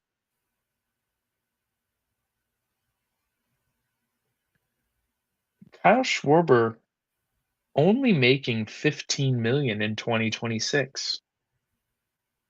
How about that? How about that? Interesting little nugget there. 30 million the rest of the I years, and almost he's said, getting a pretty fat bonus why don't to the cover it. Phillies try to defer some of this money if they're really serious about winning? Like, if you want to make me forget about Orion Kerkering airmailing that throw at home, like signing Kyle Tucker and or Bregman would kind of help with that healing process. Anyways, regardless, Lamar, yeah, it is similar to Donovan, and he's just not healthy. Like, don't you And kind of feel that Steeler game where you could say, like, F it, I'm throwing the ball to this guy, he's going to catch it? I mean, it's just it's every other year with him where he has this like mystery injury that never pops up on the report, but he always is missing at least a day of practice, and he never looks like himself. And it's just one of those years for Baltimore. I mean, this was like they went on that winning streak, not playing well. The division was kind of being handed to them on a silver platter, and kind of probably choked it up. I mean, Aaron Rodgers, I'd say, played one of his best games of the year. It kind of looked a little vintage, dare I say, and that probably just goes to show how bad the Ravens' defense is, really. But the defense on the Ravens is bad. Lamar being hurt and not playing well, they just have no shot. Where the Steelers' side of things come, Rodgers, if he's going to look like that against like an actual defense, not saying they're going on a run, but they could definitely win that division and perhaps win a playoff game the way the AFC playoffs are gonna be Yeah, I thought completely they were wide going to open kind of this year. turn on him when he was barking at the end of the last game. Seems like it worked. Seems like it opened things up. I think like some of those players have come to the realization like we're not going anywhere else. We might as well should just take it, I guess. I mean, Mike Tomlin also has a lot of respect around the league too. And I think there is a certain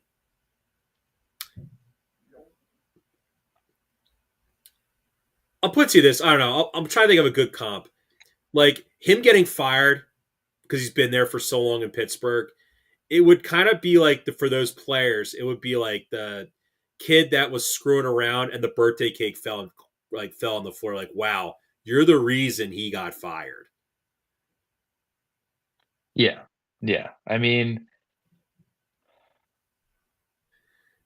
So there, here's the difference. No like, one like I think they're according to fine with Reddit, Harbaugh. no one likes Harbaugh on the Ravens, but they love Tomlin on the Steelers. Yeah. Yeah. All of it is very the AFC North is a weird little soap opera, that's for sure. Are they the worst? Is But that the worst division in football? no, the NFC South is worse Yeah, I'd agree with that. by probably by a lot, This feels like at least. like an annual ritual, like NFC South garbage. To stay before we segue into the South, let's stay you know what? We can. Let's segue into the AFC South or the NFC South, excuse me. The Saints Bucks. That was free money picking the Saints to outright beat Tampa. I knew Dude, it. I'm not one to DM players, of course, but Emeka Ibuka not only cost me a parlay, don't want to really think that's fine. You can those you can't get too mad about those because you're gambling and those are, you're inherently going to lose. But him also dropping that pass when in my fantasy football regular season finale, I needed to win and I needed someone else to lose, and I would have made the playoffs and things were going so well. And the guy I needed to win had the Baker Mayfield Ibuka stack, and he drops the touchdown that was really not the best thrown ball either. And not only would that have easily given me the win, allowed me to make the fantasy playoffs, it also would have paid out a nice parlay. But I digress. The Buccaneers obviously are very banged up, all over the place. Baker's clearly not 100% either. But truth be told, is that he is just not that great. He was getting all these flowers for his early season play, and it was like, you couldn't talk to him, and he was so good, whatever. And, you know, he just is what he is. And when Mike Evans went down, and Emeka Buka wasn't, you know, lighting the world on fire. He just really started to struggle, and a lot of his red flags came out to roost, and it came here again against New Orleans. He did not play a good game at all. I know the weather was bad or whatever, but Tyler Shuck, the weather wasn't affecting him too badly, that's for sure. See, And Baker that was to playing me, poorly. so I don't know what to make of Tyler Shuck. I mean, watching him play that game kind of felt like rookie Will Levis, where he looked like he had false juice. And maybe I think realistically, this is why I'm going to talk about when we do the Thursday night game. But I think that the Tampa Bay right now is they're just in a full on collapse. Yeah, they seem to be in free fall. I The mean, the defense is injuries, and they're very injured, but the defense still wasn't that great even to begin with. they have no And outside pass rush. And when you look at Todd yeah, Bowles' scheme, it is very much blitz dependent, but it's very much like he needs edge rushers. Like he doesn't, he only has like one, and he really needs like three. It's almost like Jim Johnson not having edge rushers in his scheme. The defense was bad. So yeah, you need to get him edge rushers, and like Levante David's ancient, like, and they have no corners. So, yeah. like what, like, and like they had their third different play caller in 3 years, Josh Grizzard. Listen, Liam Cohen got a head coaching job for what he did with Baker. So did Dave Canales. Mhm. Those two coaches look poised to win their divisions with like the most unlikeliest of teams. And like, making their suspect quarterback play into pretty solid ones as well. Where I think Josh Grizzard, they literally were like, oh, let's just hire another former Rams guy like we did the two previous times. That should work, right? Where it's Mhm. not like you're literally just like, he used to work with McVay. That's why we're hiring him. Not like maybe he's not the most qualified guy. Yeah. Yeah. Yeah. Or maybe Baker stinks. It's a combination probably of those two, I would say, for how bad he has been. Yeah. I mean, it's just not good, and as far as the Saints go, like, you brought up Will Levis for Shuck. I think it's better than that, you know, and I think you think it's better False than that juice. I too. call it false juice. I think there's some we'll see. We'll see how he finishes the year. If he finishes the year strong where it's like Tyler Shuck wasn't making the stupid plays that Will Levis was doing. He's not, like, Yeah, bouncing he's like not a as fun pinball at off like 3 watching pass like. rushers I and mean, then are launching we really something 80 calling a yards guy who's got downfield. 5 tutties, 5 picks, like a 43.5 QBR, like, oh, this guy's got juice? Like, I don't know, man. I mean, he had some juice in the rain. That touchdown run was pretty cool, but listen, the Saints are bad, and, you know, he pulled out a nice win there, but Like, Tampa, the can I fact of say the matter something with about Tampa Kellen is Moore? Good yeah, job go on ahead. Kellen. I think Kellen Moore is definitely getting more than we expected out of the quarterback position in New Orleans. Yeah. Yeah, absolutely. Um, and, you know, Tampa, that division, man, is very, very frisky at the moment. I hope those Panther fans place those division bets, or back in, like, October, because they play each other twice, to finish the year, and those games are honestly I'm very excited for those games. As, like, ass as the NFC South is and, like, watching it usually is, those Buccaneers Panthers games to end out the season are going to be very fun to watch. So we got 2 games left. We're going to go to what was one of the best games of the year, was probably going to be the most, like, aesthetically pleasing game of the year by far. The Bengals Bills in the perfect amount of snow where it affects the players but isn't, like, you know, wrecking the entire game where you can't throw the ball in it. Um, the quarterbacks both played really, really well, Josh Allen and Joe Burrow. It was like masterclass from both of them for the most part, obviously. Two bad defenses.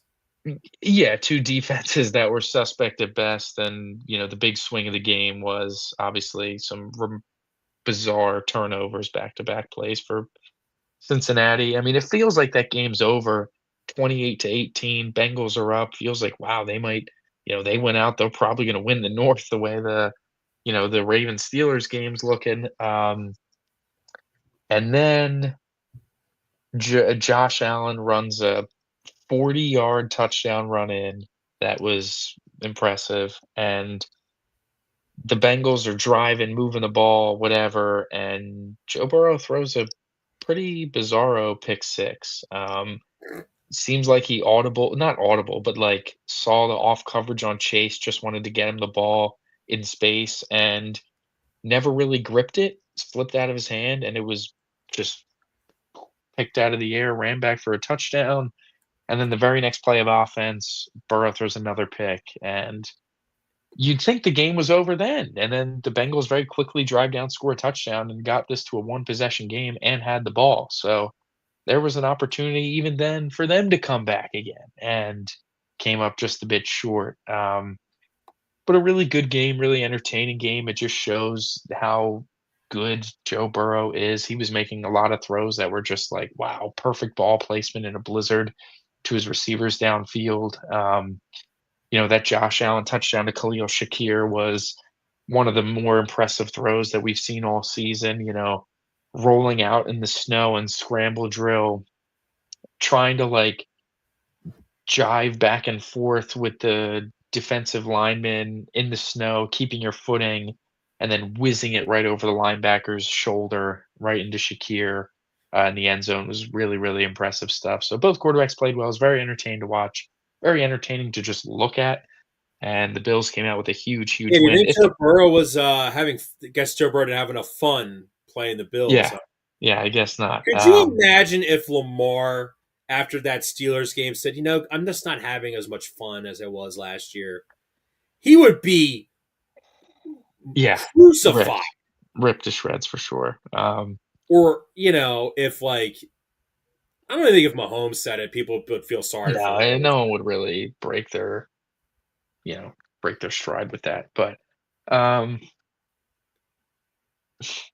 the Bills, they have the most pressure, I think, in the world to make the Super Bowl at this point. You're looking at a playoffs that is probably not going to have Mahomes, it's probably not going to have Lamar, is definitely not going to have Burrow. What's standing in your way? Second year quarterbacks, Your you defense is know, bad. it really almost doesn't even matter. Like they just got to find a way. Like what's standing in your way is Aaron Rodgers at 45 years old or whatever, Bo Nix, second year quarterback Drake May, whatever the hell Trevor Lawrence and CJ Stroud are. And granted, I know those teams have some really nice things about them, but it's just you got to take advantage of your chance here. And I know that team building wise, they kind of screwed up that opportunity, I but mean, they're just going to I have to just will their watched the way. Houston Texans literally beat Josh Allen's brains in. Listen, I know it's not going to be easy, but it's the opportunity is right here. Speaking of the Houston Texans, Sunday Night Football, perhaps all but did it. The Houston Texans beat the Kansas City Chiefs. I was all over this one. Um, that Texans defense is lethal. By any metric you want to look at, they have the best defense in the league. I By agree with watching the Michael. games, they have I'm the best really defense in the buying league. into. I am buying. I think I first threw it out there, and then you kind of ran with it. They do remind me a lot of the 2000s Ravens because no one during that year, not until like the end of the year, people took them like any. They didn't take them credibly because they were a wild card team, and like Trent Dilfer was their quarterback. Michael CJ Stroud is a way better quarterback than Trent Dilfer, like way Yeah, better. yeah, And yeah, like Nico Collins is better than any wide receiver that Ravens team had. for The sure. question, the issue is that Woody Marks is not as good as Jamal Lewis is. It's just a fact. But here's the thing, though: is I said this at work. I'm like Patriots versus Texas potential playoff game. Oh, Drake May's great. Blah, blah, blah, blah. Like Drake May, Drake May, Drake May. I'm like, I was telling like you just watched the Houston Texans defense literally just beat Patrick Mahomes' brains in.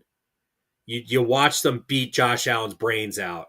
You watch them basically like they were literally like they were killing Matthew Stafford so bad we thought he was like toast because of his back, Yeah, no, they which were. was I not mean, true. Like remember that, right? We're just are yeah, we there were only 2 games defensively that they didn't like we're talking utterly about a Houston dominate. Texans defense last year in the playoffs that made Justin Herbert become like oh my god, like Justin Herbert sucks. He's so bad. Look at what he did. Like, no, the Texans have a great defense. Like, I'm not trying to like Michael. I'm not. I mean, they made Bryce Young look horrible. Wait, No, no, the coming to defense is preseason. incredible. I mean, they have uh, Will Anderson playing at like a depoy level, have like Miles Garrett not break the sack record or whatever. It'd be like Will Anderson and Micah Parsons in a depoy race. Petrie with ridiculous plays all over the field, that crazy interception, individual effort, and then popping Rasheed Rice was really effective. They can You just see when the you can meme get where they did the Sonic when he got drilled. They someone added the yeah, Sonic yeah, yeah, rings. yeah.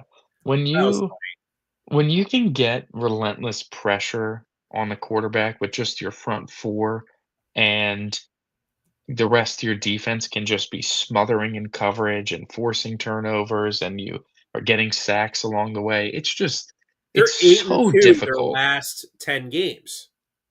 I mean, they're on what, a 6-game winning, 5-game winning streak right now? Like, is it 6? Like they're peaking at a really good So time, can we and just can I just bring up when they like the Texans resurgence, we'll say. Week 4 against the Titans, they won 26-0. Hard to shut teams out in the NFL with the way the rules are nowadays. right. Week 5, the Lamarless Ravens, they won 44-10 in Baltimore. Week 6, they had their bye. Week 7 at Seattle, lost 27-19. I remember that game. That was a tough loss for them. It was a tough loss, and it really didn't feel that bad either. At home, week 8, Niners, 26-15. They beat Mac Jones's brains in. Week 9, at home, Denver, 18-15. Again, beat Bo Nix's brains in. They won because they got it was not They kinda got hosed, yeah, yeah. that was CJ Stroud got like destroyed Yeah, midway through yeah, the game and they yeah, almost won yeah, yeah. at home against Jacksonville. Davis Mills leads a game-winning drive against the Jags we all thought I mean, that was sucked. a historic comeback that we were like, "Ah, not a great Texans defense game," but they came right back and won, it was huge Okay. there. In Tennessee, 16-13 they won. Okay, granted like the Titans blow, but it's It's a division. Davis Mills there, it's just. Davis Mills. Okay. It Thursday night football. Davis Mills again. They won 23-19. Against the Bills. Week 13 at Indianapolis, where they like never win. Won 20-16.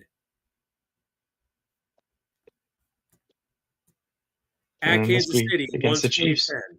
The Yeah, no, concern I is going mean, to be can they score? I mean, Michael,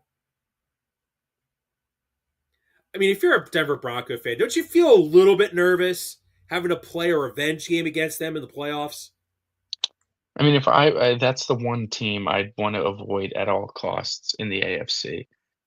There is no team that can confidently say their offense is good enough to just be better than their defense. Like, every game, if I like, the only team that I would say should be like, "Okay, I feel confident, we can do this," is the Broncos. Like, as much as I'd be terrified that Bo Nix is gonna just lay a garbage egg, at least I know that their defense can is the only one that can really hold a candle to the Texans defense in terms of just matching them, and you gotta get out of there winning an ugly way, like they did in the regular season. They won 18-15. That was far from pretty. Stroud's got 2 playoff wins under his belt. It's not like he's this bum. No, but it's just the Texans' offense isn't it's still not great. Like, it's figuring some things out. The offensive line is gelling a little bit. They You look know, like they're Stroud's getting playing better better. every week. It is. It's getting I don't think it's ever gonna be great or even good to say, but their defense is just so good that it might not matter. Like, I think And what's gonna happen. This is what I think is gonna happen is they're gonna draw. Who's the second best team in the AFC? like Denver or New England is gonna be the 2 seed. If they I like, mean, first of all, I think the Texans are gonna win the division.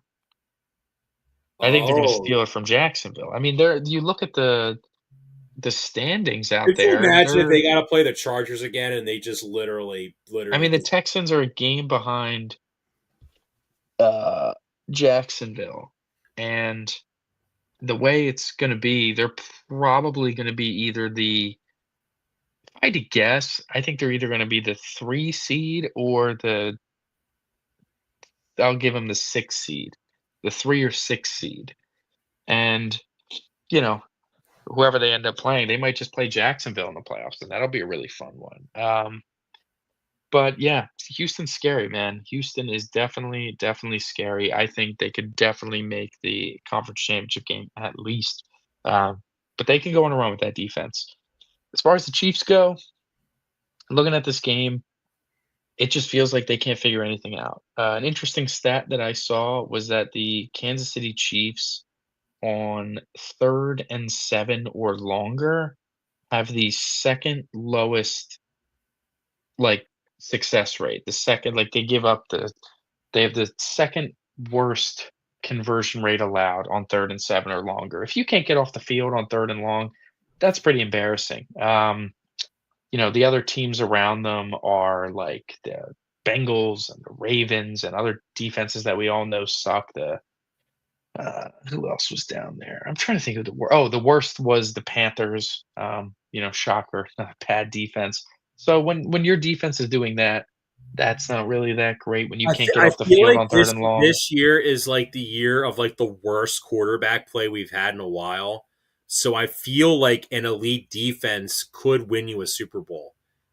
Right, with Houston for Because sure. when you look at years where there's like not great quarterback play, the team that wins the Super Bowl has this elite, amazing defense. 2002, Peyton Manning throws like 26 interceptions. Tom Brady has one of the worst years of his professional career, right? Donovan McNabb breaks his leg midway through the year and comes and rushes back into the playoffs in 2002. Who won the Super Bowl that year? The 2002 Tampa Bay Buccaneers. I mean, 2015 is the more recent example of this, where the Broncos' great defense, you know, they beat Brady, and that was very impressive, but the other quarterbacks in that playoff run were, um, the Pittsburgh Steelers, which that was a bad iteration of the Steelers. The Killer Bees were still there, right? Yeah, but they weren't really cooking offensively that early. That was when their defense was still really good. Um, that was the game where AJ McCarron was playing for the Bengals and Antonio Brown got knocked out. Um, the Chiefs beat the Texans where Brian Hoyer was the starter against Alex Smith of the Kansas City Chiefs. So the not great quarterback play right there. Um, the Seahawks, you want to look at the NFC. Obviously, you had Cam Newton MVP level, but you had Seahawks Vikings. Russ was good, but that was a down Seattle offensive year against Teddy Bridgewater. Um, Yeah, Carson the Palmer for Kirk Cousins was the starting quarterback in those playoffs. Carson Palmer, yes, of the Arizona Cardinals. So, yeah, the quarterback play in the playoffs was not super scary, and they went on and won. So there's no reason why the Texans can't replicate that for sure. But to finish up with the Chiefs, when your defense can't get off the field, that's not a good sign. When your offense seemingly is dropping like everything, you know, Rasheed Rice had some big drops. Travis Kelsey has had multiple drops this year that directly have led to interceptions. Um, it's not a good sign. And Andy Reid, like, clearly was feeling some of the pressure where the Chiefs are a very passive team. On 4th down, they just usually do not go for it. They're a big kick the field goal, when I think they Can should be a little more aggressive when they're I just driving. defend Andy Reid for a minute? Go ahead. Like, are we really like Andy Reid can't make mistakes? No, I'm not saying he can, I'm just saying when you're in a game like this and you have a 4th That and 3 at roster sucks, dude. yeah, but That listen, Chiefs when you have roster. 4th and 3 at midfield and you decide to punt, but then you have 4th and 1 at your own 30 and then go for it, I have to question your decision making there. Why, like, Oh either wow. go for it Well, both yeah, Andy times. Reid. Well, Andy Reid, has never been I lauded mean, for the his. one 4th down against the Eagles, deep in his own territory they didn't get. He's just been it's making the wrong decisions on 4th downs. It's being passive when you should probably be a little more aggressive and then being The kinda Chiefs. stupidly I think aggressive. the 2026 Chiefs are going to have. They're going to be everyone's popular pick to be the bounce back team, even though Kelsey's probably going to retire. They're going to probably sign Brees Hall. They're probably Yeah. going to. They're probably going to draft a tight end in like by like day two. If they don't make the playoffs, I guarantee you they're going to take Kenyon Sadiq from Oregon.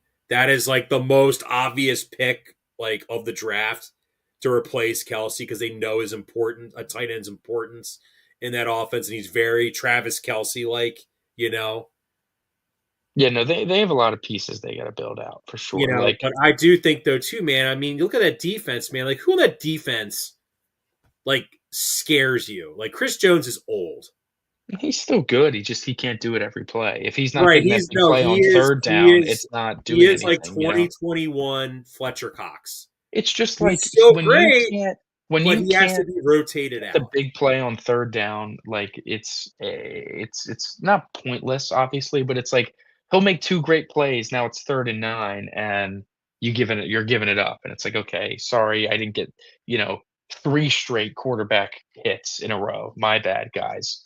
Trent McDuffie has been kinda banged up a little bit and struggling. He seems to be having he's just a lot of pressure on him as, like, the only guy you really love on that Their secondary, and, safety like, play stinks. Nick Bolton peaked in the Super Bowl, and, like, Leo Chenal is all not all that good. There's just a lot of guys that I think they thought were gonna be better, Leo Chenal, George Karlaftis, and they're nothing more than just, like, fine, and they have a bunch of fine players, and their stars aren't impacting the game the way they used to, and they still just haven't fully. I know they won Super Bowls, but they haven't recovered fully from losing Tyreek Hill on offense either, and, like, Dude, eh it kind of does feel like they're heading towards the route like the post 2004 Andy Reid years where it's like they've got fine players, they're going to win 10 games, but they're going to get out talented in the playoffs. the way it's gonna go for them for at least the very near future until they really start hitting, like, multiple drafts in a row or making these big wielding offseason moves is that their success is just gonna be, "Okay, how far can Mahomes drag us?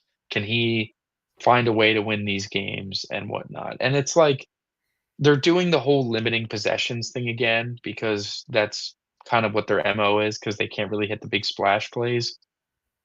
But their defense isn't creating the turnovers or getting the big stops anymore that they were able to get the last like 2, 3 years or so that were leading to all these one-score victories.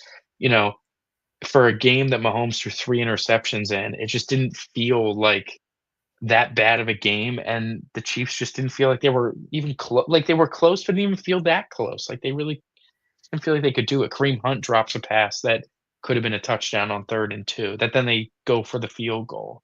Butker's missing kicks. It's just nothing's going right for them, and, they're probably gonna miss the playoffs because of it. They're probably gonna miss, which is it's crazy to think about. We all thought they were eventually gonna come back down to earth, but I just don't think we thought it was gonna happen with a healthy Mahomes, and they just outright missed the playoffs. Well, that leads us to Thursday night Yeah. game. The final thing we wanna do is pick Thursday. We have the Tampa Bay Buccaneers hosting the Atlanta Falcons. Falcons 4.5 point underdogs on the road. People still trusting Tampa here and picking them. Yeah, I think that this is my. I'm gonna first off. I'm just gonna say it right now. I am taking the Atlanta Falcons. Number one. It's I don't care, honestly, Michael. John, if the splits were more people betting Atlanta than Tampa, I would take Tampa. But the fact that people are still getting in bed with the Buccaneers, I think I gotta fade it, dude. I think I gotta be with you here and pick Atlanta just because the Bucks are in free fall, and, like, it feels like like, Mike Evans is gonna be back. Is Emeka Egbuka gonna have 100 receiving yards and 2 touchdowns the week that everyone in fantasy decides to bench him? Maybe. Maybe he is. Are we really banking on Kirk Cousins being able to put together an effort that keeps this to a one-score game? I mean, the Falcons, John, they just got railed, um, they just got railed by the Seattle Seahawks 37 to 9. 37 to 9, John. They got absolutely This is, but destroyed. this is kind of my reasoning though why I think Atlanta can win this game. Buccaneers defense is terrible. It's not So I great. think you're going to see like you're going to see potentially cuz I think the Falcons defense can keep this close. You're going to see like 40 touches split between Algier and Bijan. Mhm. And Kirk is going to manage the game. Because I mean, I don't. I would like to think that Zach Robinson isn't insane enough to still think he's going to be a head coach, where he's like, "I'm going to fix Kirk. Kirk's going to ball out." No, yeah. You just gotta they just gotta chug through. I When mean, I couldn't you see maybe Kirk Cousins having some nice throws, and then you see freaking Al Michaels be like, "Oh, this is Thursday night. So remember when Joe Flacco lit up the Steelers?" my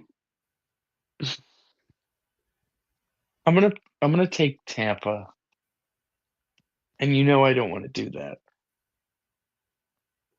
And you've been right on all the Thursday nights, so we're gonna put it to the test one more time.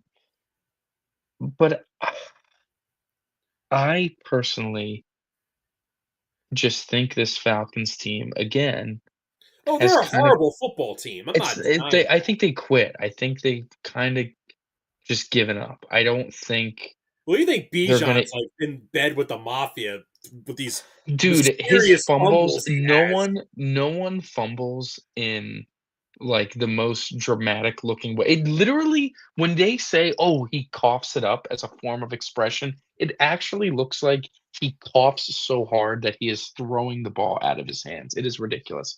But I think it just I think they quit.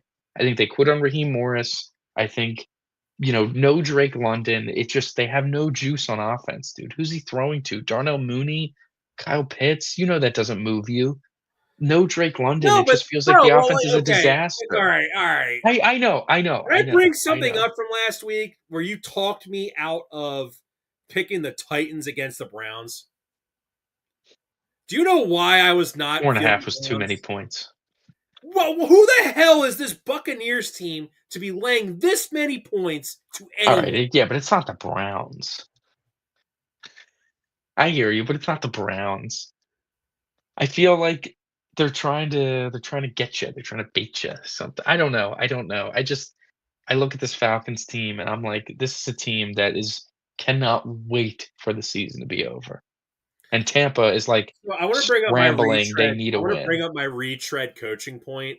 Yeah, please, I wrap saw us an up. article where they're like, Raheem Morris is basically so bad that teams are going to be scared to hire retread coaches because they don't want the next Raheem Morris, Mhm.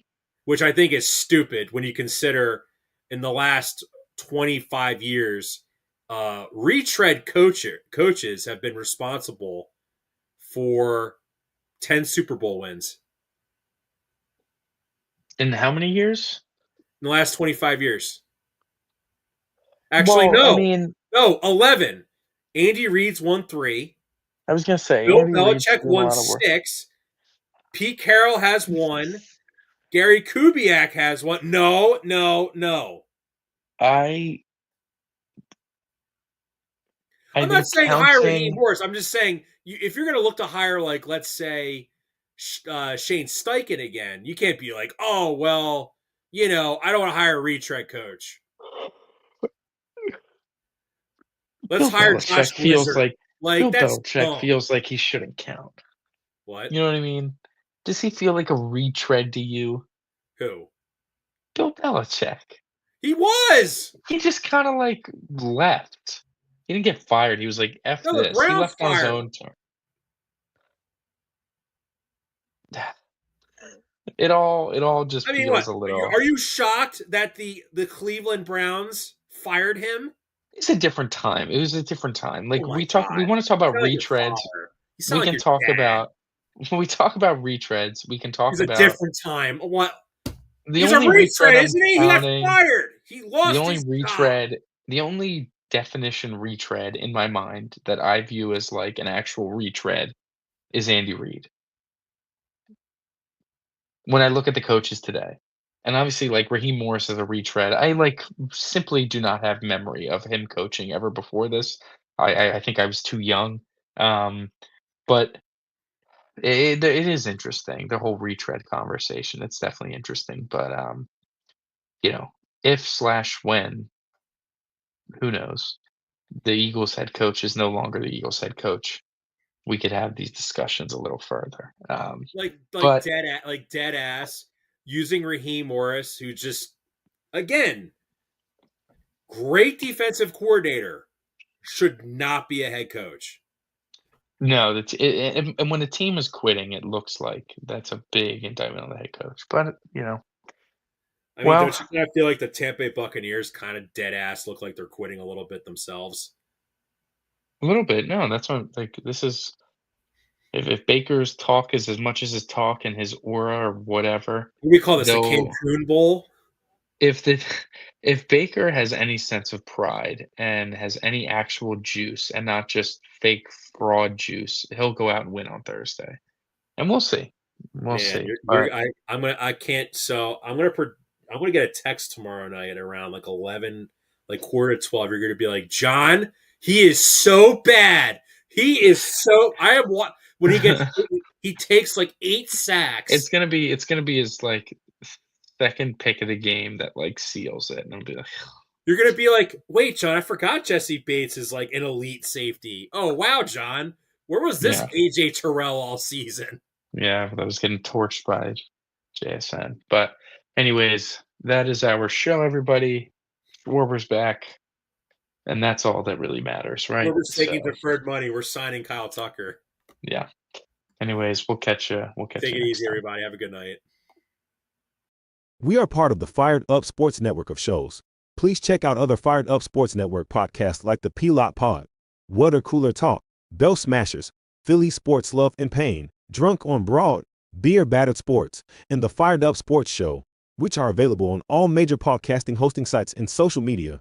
Also, check out Mark Ramos' Roundup on firedupsports.com, which breaks down the happenings going on with all your favorite local teams.